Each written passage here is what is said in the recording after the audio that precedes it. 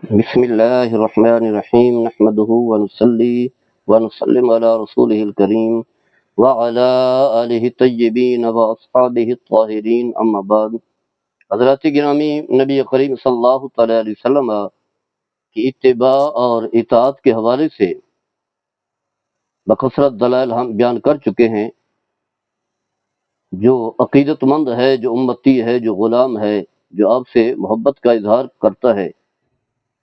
ان کے لیے اتنا دلائل کافی ہیں۔ اب ہم یہ بتائیں گے کہ میرے آقا صلی اللہ تعالی علیہ وسلم سے فیض حاصل کرنے والے یعنی صحابہ کرام اور رضوان اللہ تعالی مجمعین، وہ کس طرح رسول اللہ صلی اللہ تعالی علیہ وسلم کی سنتوں کو اپناتے تھے، ان کے اندر کیا جذبہ تھا، کیا جنون تھا کہ وہ ایک لمحے کے لیے بھی وہاں سے نہیں ہٹتے تھے اور من عن جو ہے اس پر عمل پیرا ہوتے تھے۔ اس حوالے سے نبی کریم صلی اللہ تعالی علیہ وسلم کا جب وصال شریف ہوا، آپ اس دنیا سے ظاہری طور پر چلے گئے، تو پھر ایک نئے نئے فتنے کھڑے ہوئے، نئے مسلمان بھی ہوئے تھے۔ نئے نئے جو مسلمان ہوئے تھے انہوں نے، کسی نے کہا کہ ہم نماز تو پڑھیں گے لیکن زکوٰۃ نہیں دیں گے۔ انہوں نے یہی سمجھا تھا کہ شاید جب تک رسول اللہ صلی اللہ تعالی وسلم دنیا میں تشریف فرما تھے تو یہ ساری چیزیں تھی، اب ہم زکوٰۃ کیوں دیں؟ تو حضرت ابو بکر صدیق رضی اللہ تعالی عنہ نے جو کچھ ارشاد فرمایا، آپ نے فرمایا کہ واللہ لاقاتلن من فرق بین الصلاۃ والزکوٰۃ۔ آپ نے فرمایا کہ میں اس شخص کے خلاف جہاد کروں گا،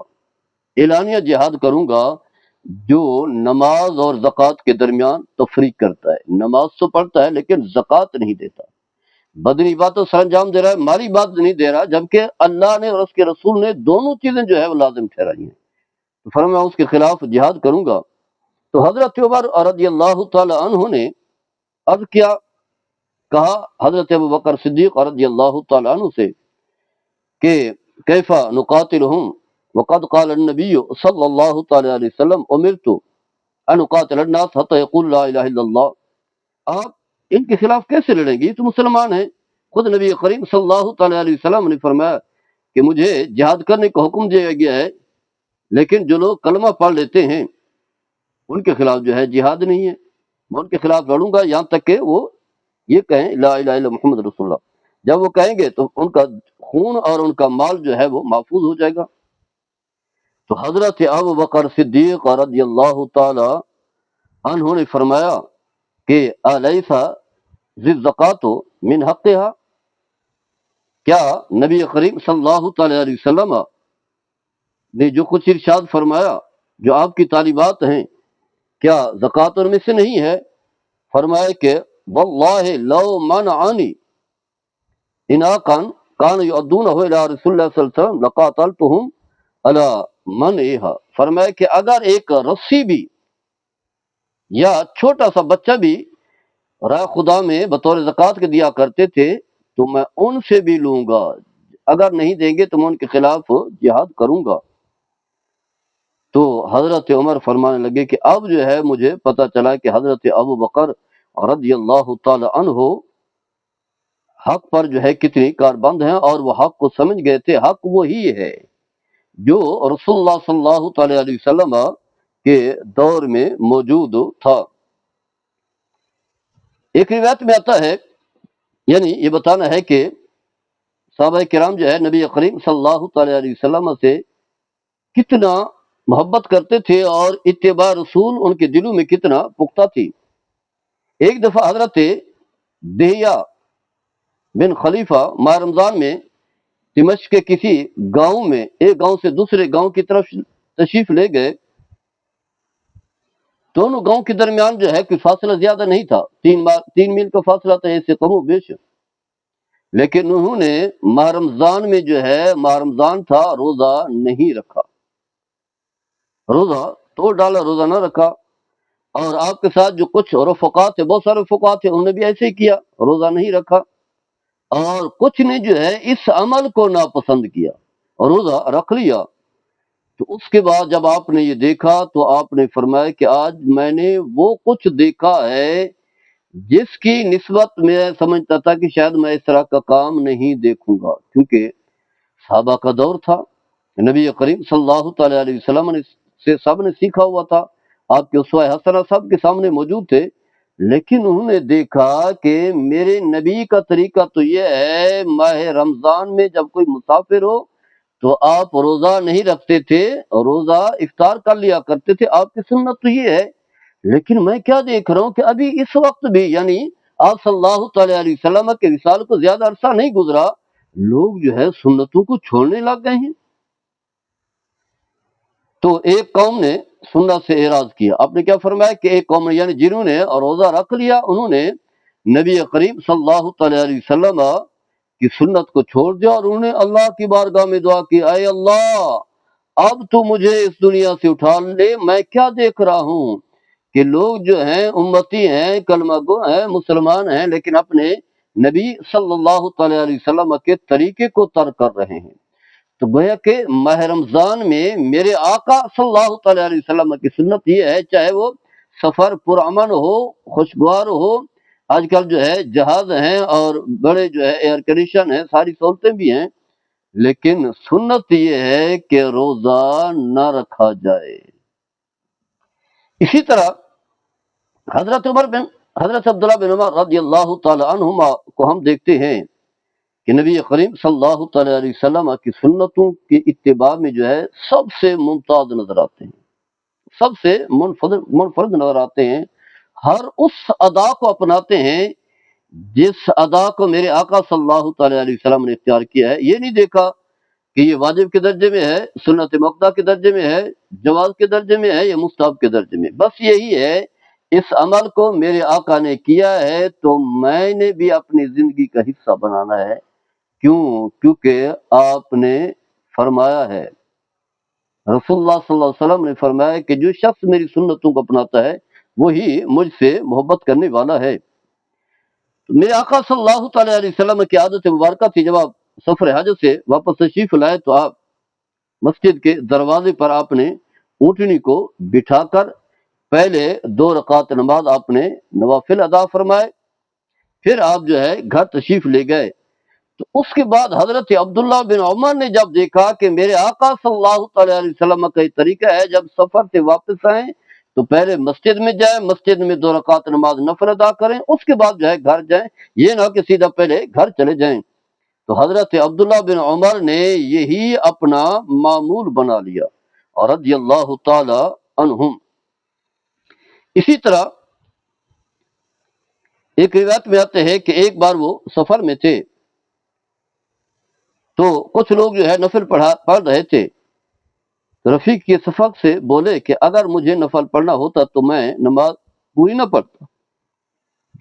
گویا کہ نبی کریم صلی اللہ تعالی علیہ وسلم نے سفر کی حالت میں جو ہے ساری نمازیں چھوڑ دی تھیں، بس آپ جو ہے 2 رکعت نماز قصر پڑھا کرتے تھے۔ تو جب میرے آقا صلی اللہ تعالی علیہ وسلم کا طریقہ ہے، اور فرماتے میں نے ابو بکر کو بھی ایسے کرتے ہوئے دیکھا، تو جب میرے آقا صلی اللہ تعالی علیہ وسلم کا طریقہ ہے اور ابو بکر کا، جن کے بارے میں آپ صلی اللہ تعالی علیہ وسلم نے فرمایا علیکم بسنتی و سنت الخلفاء الراشدین المہدیین، میرے طریقوں کو بھی اپناؤ، اور میرے بعد آنے والے جو ابو بکر عمر عثمان ہیں جو خلفاء راشدین، ان کے طریقوں کو بھی اپناؤ۔ تو فرمایا میں نے ان کو دیکھا ہے، انہوں نے سوائے 2 رکعت پڑھنے کے اور کچھ بھی نہیں پڑھا، پھر یہ لوگ کیا کر رہے ہیں؟ تو آپ بھی جو ہے نہیں پڑھا کرتے تھے۔ اسی طرح اور پھر بطور استدلال کے جو ہے یہ آیت کریمہ بھی پڑھی جس میں فرمایا لقد کان لکم فی رسول اللہ اسوۃ حسنہ، یعنی انہوں نے یہ بتایا کہ میں نے نبی کریم صلی اللہ تعالی علیہ وسلم کو، ابو بکر کو اور عمر کو، ان 3 ہستیوں کو دیکھا کہ سفر میں سوائے 2 رکعت پڑھنے کے اور کچھ بھی نہیں پڑھا کرتے تھے، اور ساتھ بطور استدلال کے یہ آیت کریمہ پڑھی جس میں اللہ تعالیٰ فرماتا ہے لقد کان لکم فی رسول اللہ اسوۃ حسنہ، لوگوں تمہارے لیے جو بہترین نمونہ ہے وہ رسول اللہ صلی اللہ تعالی علیہ وسلم کی ذات ہے، بس ان کی تقلید کرنی ہے، ان کے طریقے پر چلنا ہے، اپنی طرف سے کچھ بھی نہیں کرنا۔ ایک دفعہ جو ہے حضرت سعید بن یسار اور رضی اللہ تعالیٰ عنہ، حضرت عبداللہ بن عمر اور رضی اللہ تعالیٰ عنہما کے ساتھ سفر میں تھے، ایک موقع پر اونٹ سے اتر کر پیچھے ٹھہر گئے، فرمایا تم لوگ پیچھے کیوں رہ گئے؟ بولے وطر پڑھنا تھا، وطر پڑھتا تھا۔ فرمایا کیا تمہارے لیے رسول اللہ صلی اللہ علیہ وسلم کی ذات جو ہے کہ اسوہ حسنہ نہیں ہے؟ آپ اونٹ ہی پر وطر ادا فرمایا کرتے تھے۔ اس کے علاوہ جو ہے ایک روایت میں آتا ہے حضرت ابو درداء رضی اللہ تعالی عنہ جب کوئی بات کہتے تو مسکرا دیا کرتے تھے۔ حالانکہ بات کرتے ہوئے مسکرانا جو ہے یہ تو عادت ہے، لیکن یہ عادت کی وجہ سے نہیں مسکراتے تھے۔ درداء نے ان سے پوچھا کہ اس عادت کو ترک کر دیں، ورنہ لوگ کہیں گے یہ عجیب آدمی ہے، احمق آدمی ہے، باتیں کرتے ہوئے ہنستا رہتا ہے، کہہ کے لگاتا رہتا ہے، یعنی ہنستا رہتا ہے۔ فرمانے لگے کہ میں نے رسول اللہ صلی اللہ تعالی علیہ وسلم کو دیکھا ہے، جب آپ کوئی بات کہتے تو مسکرا دیا کرتے تھے، تو میں نے اپنے نبی صلی اللہ تعالی علیہ وسلم کے طریقوں کو دیکھنا ہے، لوگوں کی طرف توجہ نہیں کرنی، لوگ کیا سوچ رہے ہیں، لوگ مجھے کیا کہیں گے، ایسا نہیں کرنا۔ اسی طرح حضرت علی المرتضی رضی اللہ تعالی عنہ سوار ہونے لگے تو رکاب میں جو ہے جب قدم رکھا تو بسم اللہ کہہ کر کے پاؤں رکھا، جب اس کی سواری کی پشت پر پہنچے تو الحمدللہ کہا، پھر یہ آیت کریمہ پڑھی جاتی ہے سبحان الذی سخر لنا ھذا ما كنا المقرمین الی ربنا منقلبون، پھر اس کے بعد 3 مرتبہ کہا الحمدللہ الحمدللہ الحمدللہ،